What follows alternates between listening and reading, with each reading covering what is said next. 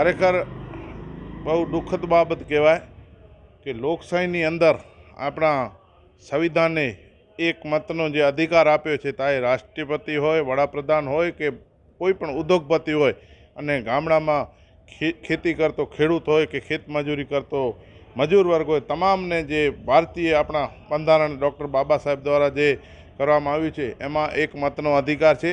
તે પણ હાલમાં જે લોકશાહીનો પર્વ કહેવાય, જે બહુ દુઃખદ બાબત કહેવાય કે ભારતીય જનતા પાર્ટીના કાર્યકરો, હોદ્દેદારો દ્વારા લખપત તાલુકામાં 17 તારીખના એ લોકો દ્વારા 7160 ફોર્મ, જે 7 નંબરનો ફોર્મ હોય છે, એ માણસ પોતાને રજૂ કરવાનો હોય છે. દાખલા તરીકે મારો ફોર્મ છે, આ નંબરમાં ભાગમાં આ છે, આ નામ, તો એ મને રજૂ કરવાનો હોય છે.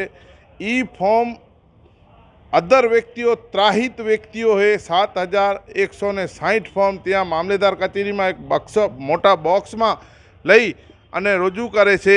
તેમ છતાંય અધિકારીઓ એ સ્વીકારી લે છે. તે પણ ખરેખર દુઃખદ ઘટના કહેવાય. લોકશાહીની અંદર અત્યારે આપણે વાત કરીએ તો ભારત દેશની અંદર 14 વર્ષ જેવો શાસન થયો. 11 થી 14 વર્ષ ભારતીય જનતા પાર્ટીનું શાસન છે. 32 વર્ષ ત્યાં ગુજરાતની અંદર ભારતીય જનતા પાર્ટીનું શાસન છે. તેમ છતાં પણ જો આવી રીતના નિમ્ન કક્ષાની રાજનીતિ ભારતીય જનતા પાર્ટીના કાર્યકરો કરતા હોય તો હું ખરેખર તો કહું છું કે એમને ઢાંકણીમાં પાણી લઈને ડૂબી મરવો જોઈએ. તમે લોકોને હેરાન કરો છો, તમે સત્તામાં બેઠા છો. ગુજરાતની પ્રજા અને કચ્છની પ્રજાના નિર્દોષ માણસોને તમે હેરાન કરી, બિચારા ગામડાના માણસો હોય એમના તો ફોર્મ આવે તો એ તો બીઆઈ જાય અને એમ થાય શું થશે, મારો મતદાનમાંથી નામ નીકળી જશે, મારો અહીંયાથી ગામમાંથી નીકળી જશે. એ લોકો બીઆઈ અને ભયનો માહોલ જે પેદા કર્યો છે જે લોકો છે.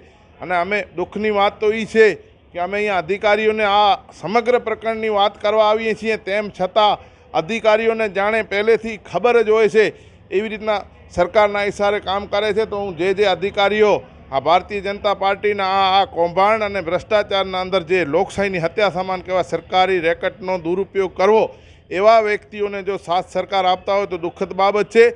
ભૂતકાળ ભૂલીને જવો જોઈએ અધિકારીઓને. સરકારો આવશે અને જશે, પરંતુ ભૂતકાળમાં ઘણા એવા અધિકારીઓ હતા જે સરકાર અને સત્તા પક્ષની ચાંપલુસી કરતા હતા અને એમનું કહેવાનું માનતા હતા. એ અધિકારીઓ જેલમાં આપણે જોયા છે, 7 વર્ષ સુધી જેલમાં રહ્યા છે. તમારા બાળકો સામે જો તમે, તમારા માતા પિતાએ જે તમને ભણાવી અને અહીંયા અધિકારીઓ બનાવ્યા છે, અને લોકોને તમારામાં વિશ્વાસ હોય, ભગવાનમાં વિશ્વાસ હોય, તેમ અધિકારીઓના લોકો છે એ વિશ્વાસ કરતા હોય કે અમને અહીંયા ન્યાય મળશે, અમારો અહીંયા ચૂંટણી શાખામાં મતદાન અમારો છે, જે ચૂંટણી કાર્ડ છે એ અમારો સુરક્ષિત છે, એવો વિશ્વાસ હોય છે. પરંતુ ક્યાંક ને ક્યાંક આવા અમુક લેભાગુ તત્વો દ્વારા જે ભારતીય આપણો બંધારણે હક આપ્યું છે, લોકશાહીના પર્વ સમાન, જે સરકાર ચૂનવાનો પણ અધિકાર હોય છે ને સરકારને પાડી દેવાનો પણ અધિકાર હોય છે, એવા અધિકારથી વંચિત રાખવાના જે પ્રયાસો ભારતીય જનતા પાર્ટીના કાર્યકરો દ્વારા થઈ રહ્યા છે, તે હું લોકશાહીના ખૂન સમાન ગણું છું.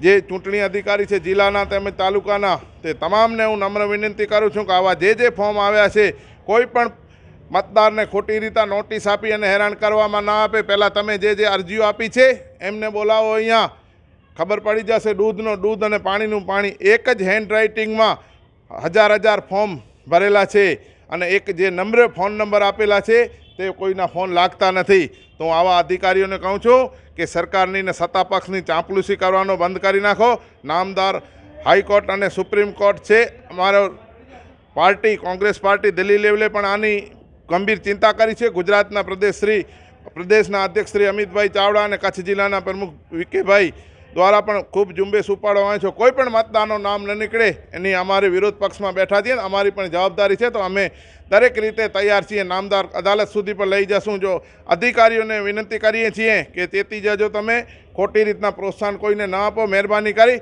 કોઈકના મતાધિકારથી વંચિત રાખો. તમારી પણ ક્યાંક ને ક્યાંક નૈતિક ફરજ છે જે આવા જે સરકારી રેકર્ડનો દુરુપયોગ કરીને તમારા સુધી 5,000 ને 10,000 ફોર્મ તમારી ઓફિસોમાં આપી જતા હોય તો તમને શરમ આવી જોઈએ. અને જે સીસીટીવી ફૂટેજ છે એ જાહેર કરવામાં આવે. કોંગ્રેસ પક્ષને, વિરોધ પક્ષના પાર્ટી તરીકે અમને સીસીટીવી ફૂટેજ આપવામાં આવે. કયા ભારતીય જનતા પાર્ટીના કાર્યકરો કે અન્ય જે કોઈ વ્યક્તિઓ, ત્રાહિત વ્યક્તિઓએ જે ફોર્મ રજૂ કર્યા છે એની માહિતી પ્રજાની સામે આવી જોઈએ ને આવા લોકોને ખુલ્લા પાડવા જોઈએ.